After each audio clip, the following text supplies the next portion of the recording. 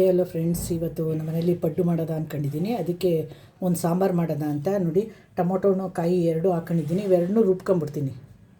ಎಣ್ಣೆ ಕಾದಿದೆ, ಸಾಸಿವೆ, ಸ್ವಲ್ಪ ಹಿಂಗು, ಅರಿಶಿನ ಹಾಕ್ತಾಯಿದ್ದೀನಿ, ಸ್ಪ್ರಿಂಗ್ ಆನಿಯನ್ ಹಾಕ್ತಾಯಿದ್ದೀನಿ, ತೊಳೆದು ನೆನೆಸಿರೋ ಬೇಳೆ, ತರಕಾರಿ ಸಾಂಬಾರು ಪುಡಿ, ಇದು ಉಪ್ಪು, ರುಬ್ಬಿರೋ ತೆಂಗಿನಕಾಯಿ ಮತ್ತು ಟೊಮೊಟೊ, ಕೊತ್ತಂಬರಿ ಸೊಪ್ಪು ಇದು ಹಾಕ್ಬಿಟ್ಟು ಇವಾಗ ಕುಕ್ಕರ್ ಮುಚ್ಚಳ ಮುಚ್ಚಿಬಿಡೋಣ. ಕುಕ್ಕರ್ ಲಿಡ್ ಹಾಕಾಗಿದೆ, 2 ವಿಷಲ್ ಬಂದ್ಬಿಡ್ಲಿ. ಈಗ ಪಡ್ಡು ಬೇಯಿಸೋಕ್ಕೆ ಇಟ್ಕೊಳ್ಳೋಣ. ಕಾದಿದೆ, ಇವಾಗ ಎಣ್ಣೆ ಹಾಕೋಣ. ಇದಕ್ಕೆ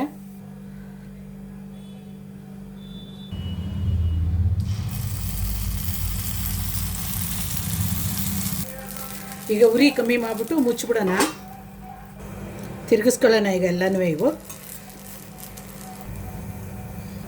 ಪಡ್ಡು ರೆಡಿಯಾಗಿದೆ, ಎತ್ಕೊಂಬಿಡೋಣ ಎಲ್ಲನೂ.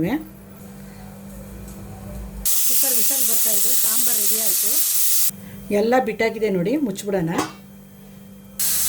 ಪಡ್ಡು ನೋಡಿ ಎಷ್ಟು ಸಾಫ್ಟಾಗಿದೆ ಅಂತ. ಒಂದು ಸೈಡ್ ಬೆಂದಿದೆ, ಇನ್ನೊಂದು ಸೈಡ್ಗೆ ತಿರುಗಿಸ್ಕೊಂಬಿಡೋಣ ಎಲ್ಲನೂ.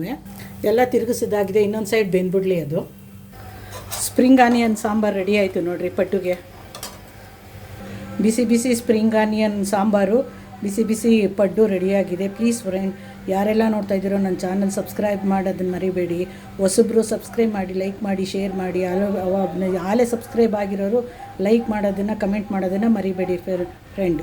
ಸ್ಪ್ರಿಂಗ್ ಆನಿಯನ್ ಸಾಂಬಾರು ಪಡ್ಡು ರೆಡಿಯಾಗಿದೆ.